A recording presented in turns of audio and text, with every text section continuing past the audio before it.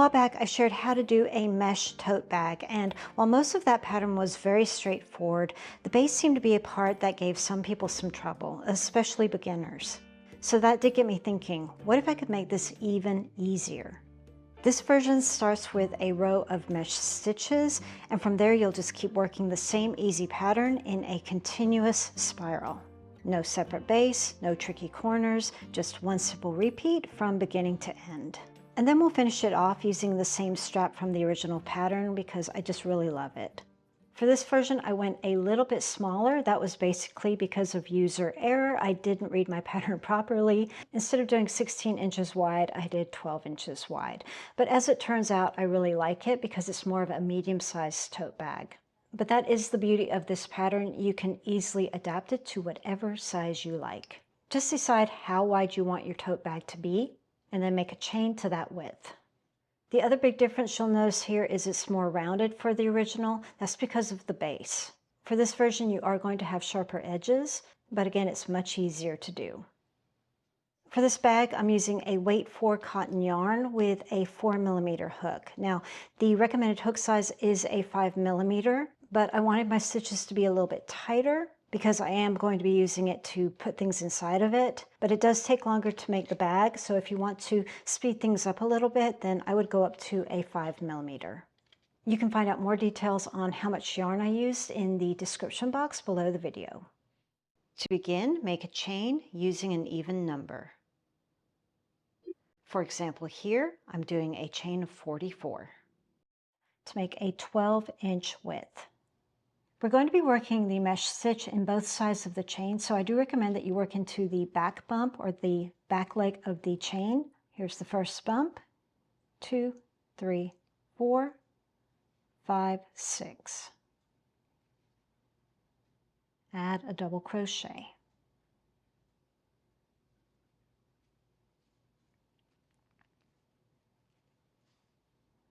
For this version of the mesh stitch, we're doing a chain 1, skip 1, double crochet in the next. So chain 1, skip 1, double crochet in the next.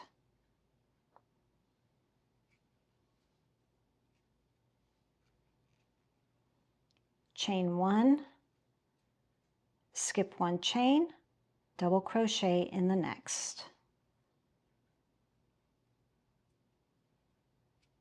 Continue this all the way across. Last 2 chains, chain 1, skip 1, double crochet in the next.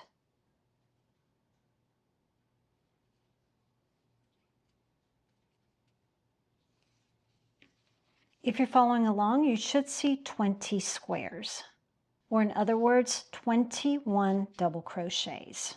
That is including the chain on the side. That's one of your doubles. To continue on, we're going to repeat the same pattern all the way across on the other side of the chain. So chain 1, rotate, and work a double crochet into the chain. And it is just right there at the base of that double that you made.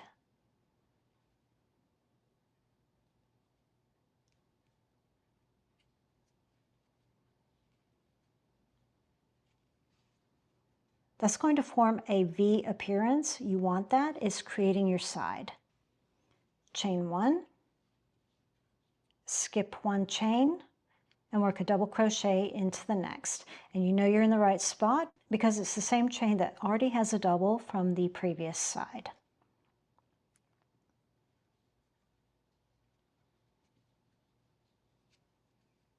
Chain 1, skip 1, double crochet in the next, all the way across. Let's chain 1. When you come to the end, you'll have that turning chain. Skip 1 chain. You can see the bump there of that chain, and then work into the next.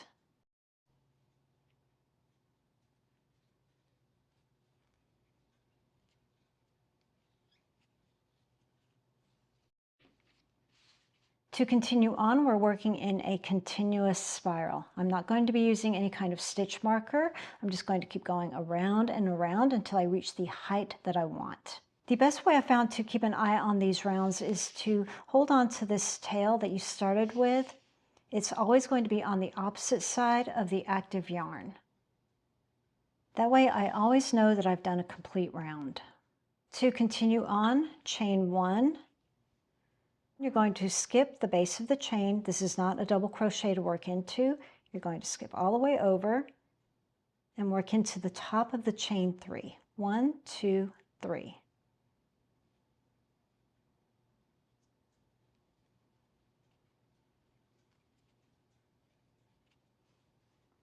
Chain 1, skip 1 chain and work into the next. You can always tell that you're in the right spot because you're working into the top of a double crochet.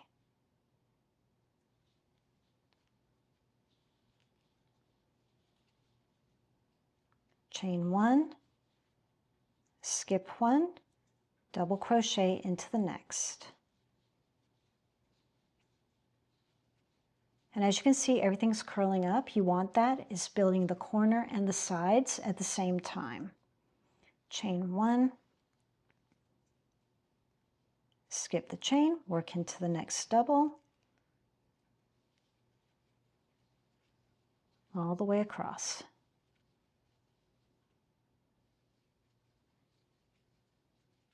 When you come to the corner, just look for the posts of your double crochets. That's where you're going to be working in. Again, it's still chain 1, skip 1, double crochet in the next.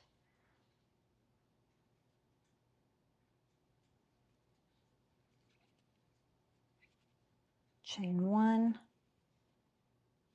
skip 1 chain, double crochet in the next.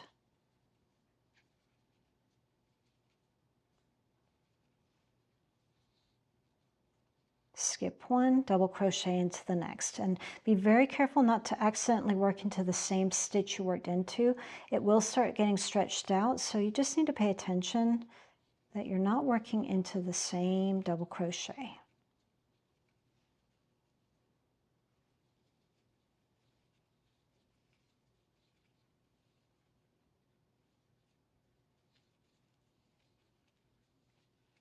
If you do want to use a stitch marker, just keep in mind that it will move on you. Because you're working in a spiral, that stitch marker is going to shift. So you're not doing anything wrong. It's just very typical of a spiral. That's why I just don't even bother with one. It's just much easier to keep an eye on it with the tail.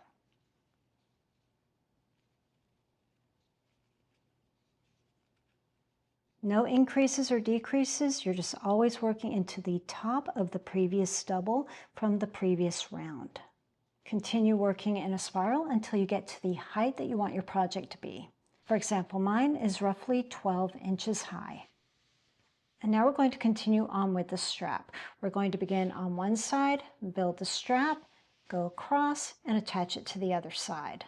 Line up your squares as best as you can. Since we worked in a spiral, it won't be perfect, but close enough. We're going to be making our strap 12 squares wide, meaning we'll have 6 squares on each side. So backtracking, 1, 2, 3, 4, 5, 6. Okay, there's the double.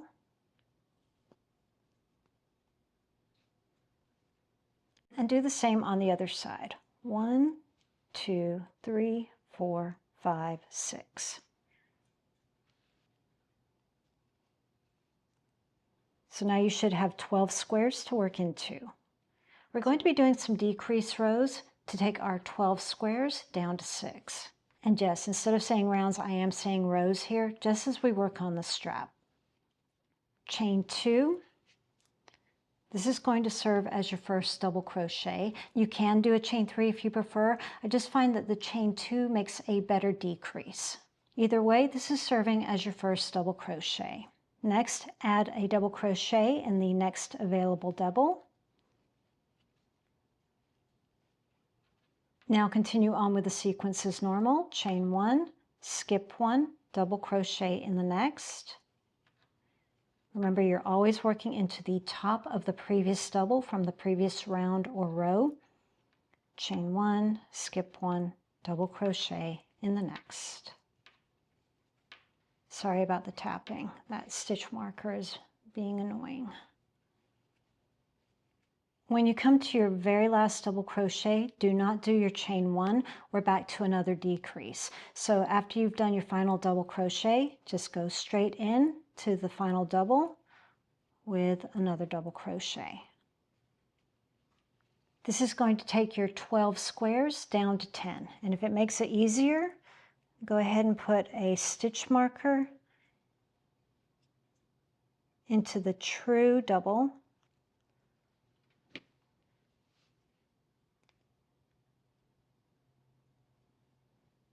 To make sure you're only working into 10 squares. 1, 2, 3, 4, 5, 6, 7, 8, 9, 10. Chain 2 and turn. And work a double crochet in the next available double. So skip over the stitch marker and work into the top of the next double available. That's your decrease. Now continue on with the regular sequence. Chain 1, skip 1, double into the next, all the way across. When you see your stitch marker, you know you need to do a decrease in that very last stitch. Don't add your chain 1, go straight into the double crochet. And what I would do is move that stitch marker up.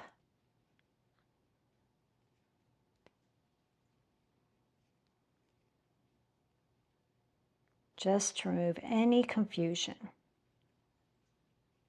So now we have 8. Just really rely on those stitch markers. They will help do a lot of that thinking for you.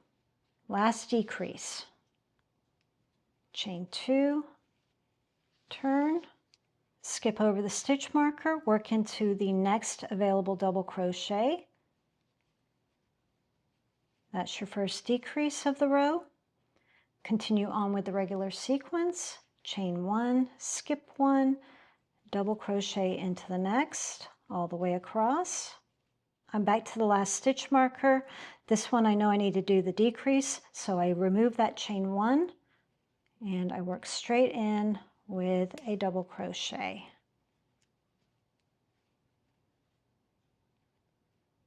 Going to place my stitch marker into the top, showing myself that I have 6 squares to work into.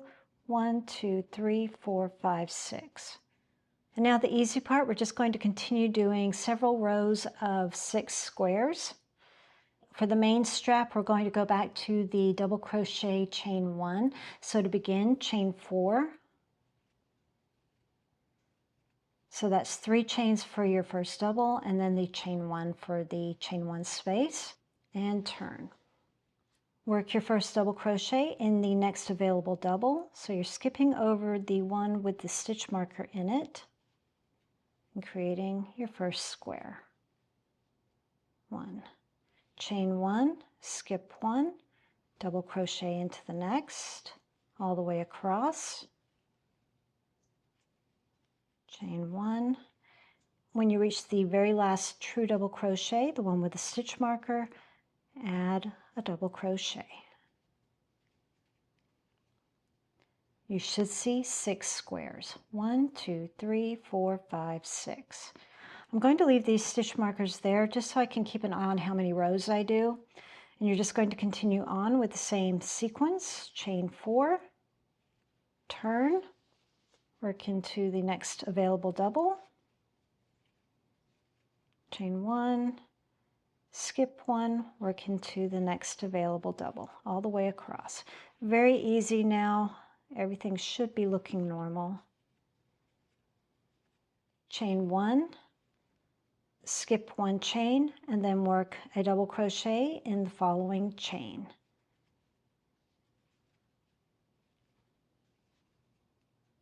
Just continue this row after row until you get to the length strap that you want.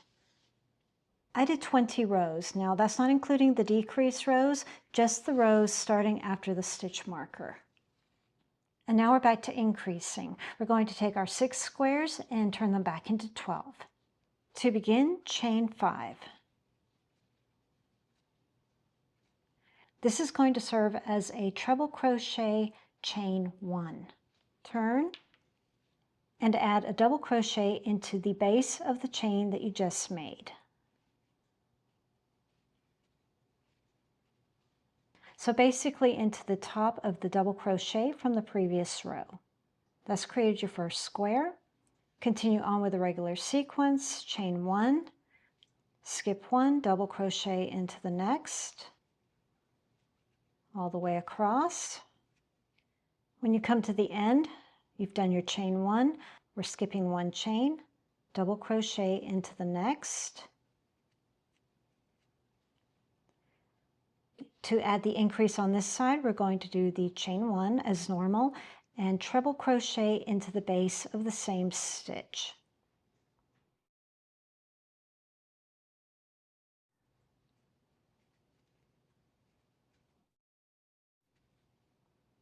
One, two, three, 4, 5, 6, 7, 8.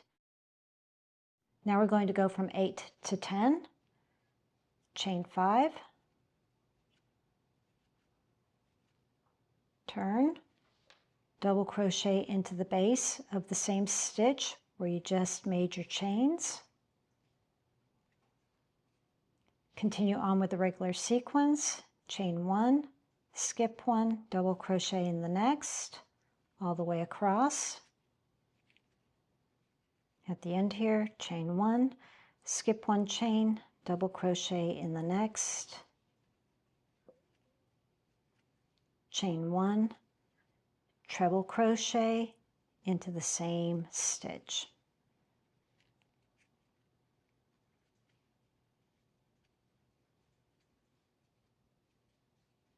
You should see 10 squares.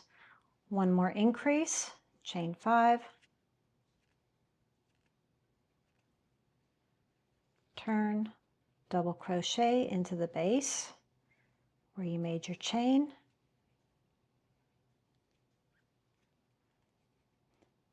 chain 1, skip 1, double crochet into the next, all the way across, chain 1, skip 1 chain, double into the next, chain 1, treble into the same stitch.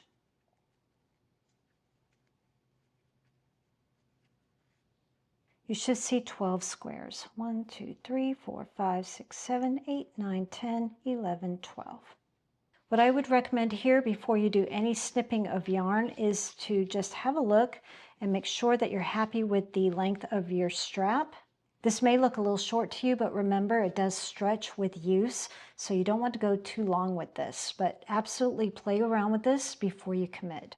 When you're happy with the length of your strap, reserve at least 3 times the width of your strap here. I'm going to do about 4 just to be sure. It's more than enough. I always go a little overboard with that. Grab your favorite yarn needle. I'm using a Susan Bates finishing needle. Center your bag and line up these straps. Here I've added stitch markers to count out the 12 to match with the other 12. I'm just going to use a simple whip stitch here, but use whichever kind of joining method you like best. The key here is to just make sure that your double crochet posts line up with the corresponding posts on the base of the bag. That way everything will stay nice, neat, and tidy. So I'm just going in, matching stitch for stitch. Just going under the tops of both double crochets.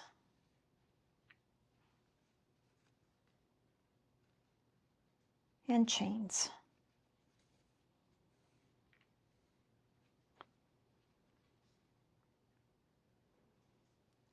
Take your time with this bit. There's nothing more frustrating than literally whipping across only to find that everything's gone askew. Been there, done that.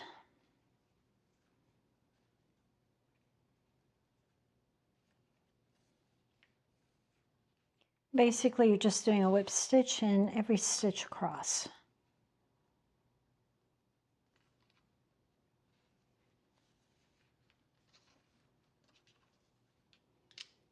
And that's all there is to it. And then just give an extra join at the end. I like to add a little knot through the loop. And then just weave in using your preferred method. You want to do a good job of this because you are going to be using this a lot. So just ensure that it doesn't come undone with use.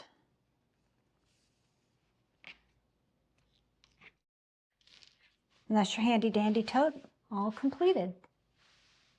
My bag here is roughly 12 by 12 inches for the bag size, and the strap itself is about 7 to nearly 8 inches high. If you want to add a liner to this, it's very simple to do. I'll go ahead and link to a video that I did for a different backpack, but you would use the same exact method for this. Just follow those steps and you'll be good to go. Well, I do hope you enjoyed the video, and if you did, a like is always appreciated. Thanks for watching, and I'll see you in the next one.